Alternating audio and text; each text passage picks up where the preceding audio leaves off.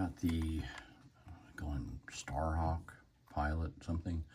Zeroids.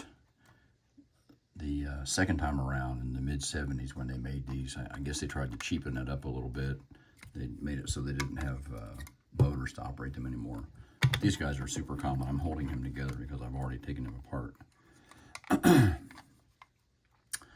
These, I see many of them for sale on eBay, and I see almost none of them working. They're pretty simple. All they do is light up. They don't, as I said, they don't have a motor. They don't roll back and forth, which is fine. They are supposed to have treads, which I don't really understand why, but okay. So I just want to show quickly what you can do if you are interested in making your little guy work. I am one of these people who just wants everything to work. I want everything that I have to operate. So the way it's supposed to open, so that you can get the batteries out, swap them, is you press in here, front and back, and it releases these hooks on the sides to come out.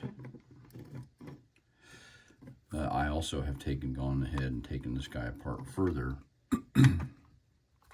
which will be necessary to get to the bulb in here. I saw someone on YouTube who had torn all this up and drilled this out and decided they couldn't get to the bulb any other way. But what you can do is take a screwdriver, and very carefully, I take a larger screwdriver than this. It's like a standard size flathead, which I don't have in the room with me right now.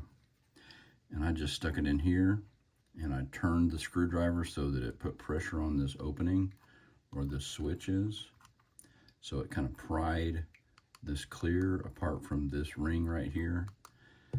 It's cemented together, and you little by little you work that apart and work your way around. You can put your blade under here just a little bit maybe, and very carefully pry that open until it comes apart, which it will do. So you'll have this cool looking little thing that's made for show to make it look super interesting inside. And then this, of course, which is where the bulb is. The bulbs, my bulb was really bad. The original ones usually look like this, kind of this elongated top. This is an original bulb from something similar. These bulbs are easy to find, replacements. I've got a few different types, shapes. But yeah, you just need to make sure that you've got this contact right here that's going to press in on the side of the bulb, and you've got a contact here underneath. Just make sure that's clean. You can even unscrew it, take that off, and make sure it's clean on the other side. So you put this back in, screw it all the way in, so I make sure we're making contact down here and on the side here is good. Of course, your little switch, pretty simple little switch, not the greatest, but that's all it does to light. Makes contact there with that plate. These were definitely not meant to last forever. If your switch breaks, then that's going to be a whole different little procedure to replace that. In fact, I'm not sure I'd even recommend messing with it. I didn't snap this off. It came here actually intact, and I dropped it, and it landed right on that tab, popped it off, so I kind of had to plastic weld it in, and it seems pretty solid right now. I made it a little bit smaller so it wouldn't tear off. Not great, but should work. Now, so here are the contacts again. You need to make sure they're clean here. You'll have one battery which will press against this, and one that will press against this screw actually right here when you put it back together. And inside, of course, these batteries are really tight. This is something I don't know if anyone else has noticed, but in some of these old toys, I can't even get it out. I can't even get that one out. In some of these toys, old toys, these AA batteries, I've even stripped the covering off of it. But these AA batteries just will not fit in those holes. So down inside there, you can probably see there's a contact down in here And then on the other side of the contact, that's got to be clean. This one had a pretty corroded mess down there when I got a hold of it. So yeah, I'm gonna press these batteries in. God knows if I'll ever get them back out. If you can find some batteries that I've tried all different, I use rechargeables, but I've tried all different batteries to try to find some that are more slim. And I found this to be true on the other Zeroids, where they, yeah, the battery size not always great.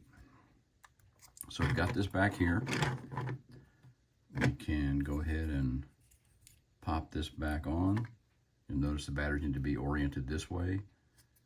And then this is where the clips will go in these gaps, which may or may not cooperate. If the batteries, you know, it's the way those batteries are, there's barely room to press it down on there, and right now it's not going to let me do it. I'm going to reorient the batteries so that I got this arrangement here. That screw needs a little bit of space. So yeah, these have fought me already. So now it's on. And now it should actually work, except I think it just sprung back off. It should actually work. There we go. And then it'll start to blink after a while, this particular bulb. All right, so I'll just leave that on for now, but yeah, I'm having trouble getting this to lock in, and it's because of the way the batteries fit, unfortunately. So then you can just take this piece and set it on here. You can kind of feel it. You can see where it's got a notch in it there. And then if you want to put it back together for good, you're going to need to put a little bit of cement around this edge. I'm not sure what's the best one for you, but not Gorilla Glue. It will definitely make a mess. Also,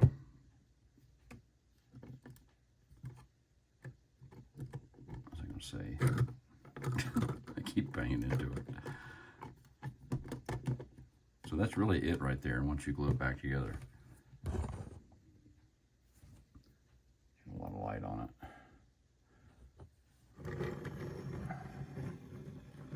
That's pretty much it. That's the operation, the way it goes.